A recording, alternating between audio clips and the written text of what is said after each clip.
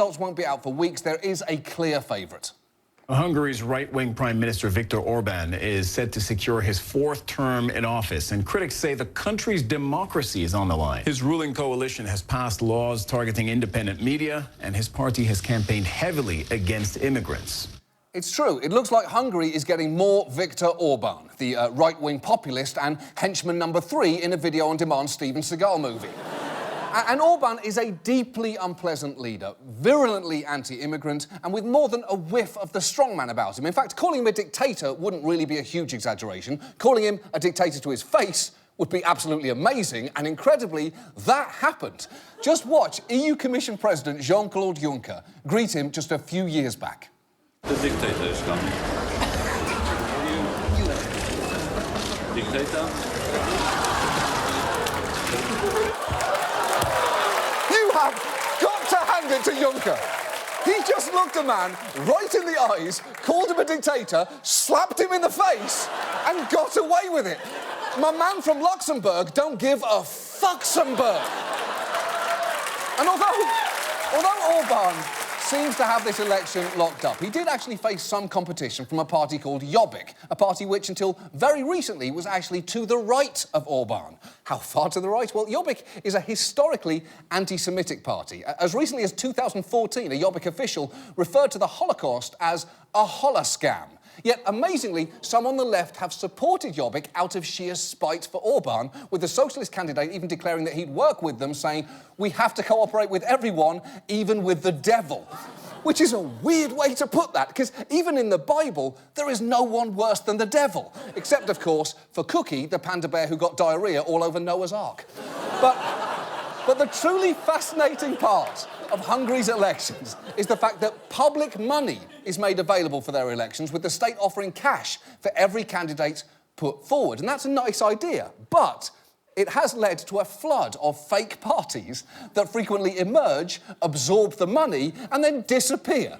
And some of them don't really seem to put in much effort. Among the parties submitted to the National Election Office were the Party for the Poor, Party for All the Poor, the Hungarian Party of Poor People, and the Hungarian Party of People Who Want to Do, which sounds less like a political party and more like a no-nonsense Hungarian orgy.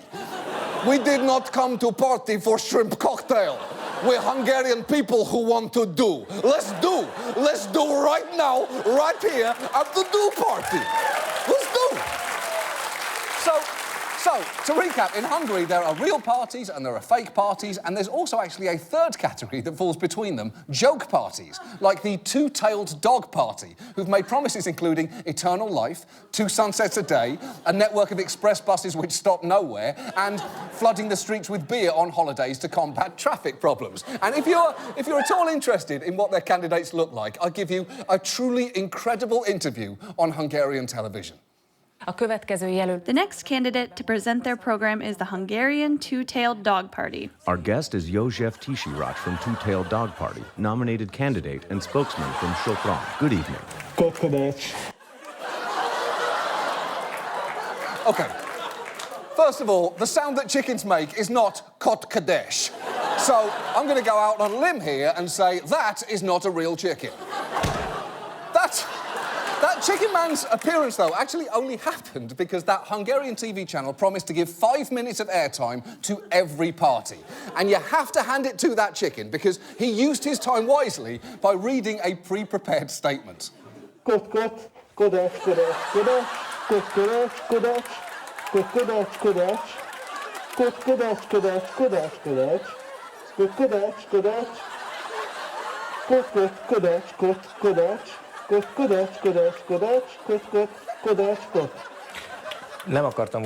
I didn't want to interrupt, but we only have 23 seconds left. Oh, do you? How on earth is he going to use those remaining seconds? I'm guessing he might touch on Kot Kadesh. I absolutely love that chicken, and not just because I identify with beaky Europeans in rectangular black-rimmed glasses, but because you're laughing too hard at that, but I love him because if Hungary's choice was between an incumbent threatening its very democracy and a party trying to pivot away from its anti-Semitic past, you can make a pretty good case that Kot Kadesh might not actually have been their stupidest option.